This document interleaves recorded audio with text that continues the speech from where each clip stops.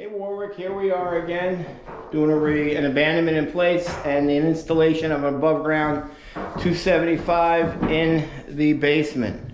A couple of little things to look for when you're installing these. That is our fill pipe. That's where the oil comes in. We'll always put a street 90 on that.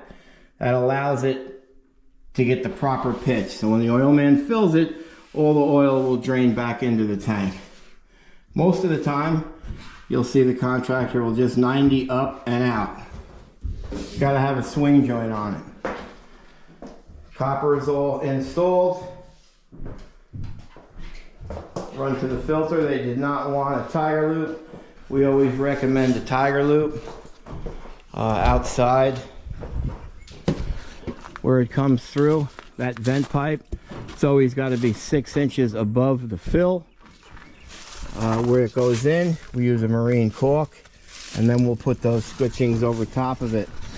That's a nice install, I gotta say, for Warwick. Good job. And over here, we're finishing up our tank abandonment in place. We prefer you remove the tanks. For some reason, this customer wanted it filled in place. So we're going to decommission this in place. Township allows it. So, you know, normally they come out by hand and they dig a hole. Most companies will just dig a hole just large enough for a man to get inside of it. And then they'll begin to backfill with either sand or pea gravel. We've already went through that.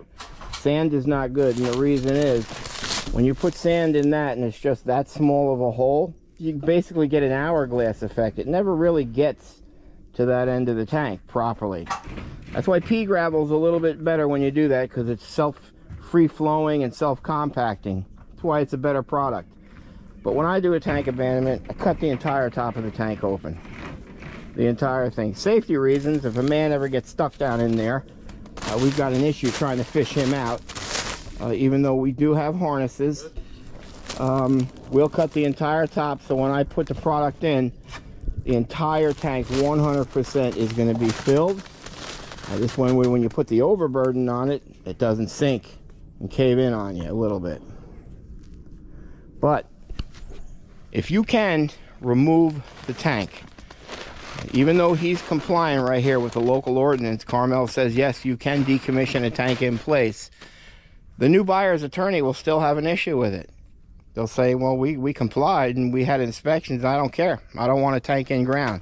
I probably remove, I'm going to say, in excess of 30 tanks per year that were already previously legally decommissioned in place because of that. The attorney is advising their client, the new buyer, to not purchase the home, even with all the paperwork. So if you can remove it, remove it.